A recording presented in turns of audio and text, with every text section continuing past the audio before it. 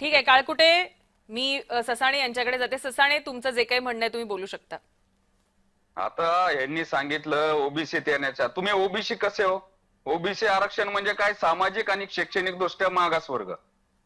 महाराष्ट्रामध्ये पुढारलेले कोण आहेत? 3 राष्ट्रीय आयोगांनी, 4दा राज्य मागासवर्ग आयोगाने, 2दा हायकोर्टाने, 2दा सुप्रीम कोर्टाने मराठा समाज हा राज्यकर्ता समाज आहे, हा पुढारलेला आहे, महाराष्ट्रामध्ये सर्व नेतृत्व करतो राजकारणात, सहकारात, आणि तो सामाजिक मागास नाहीये हे सिद्ध केलेलं आहे. आणि मग हे म्हणतात, हे कसं काय तुम्ही म्हणताय ओबीसीला विरोध करतात? बरोबर आहे ना? आरक्षणाचं तत्व माहितीये का?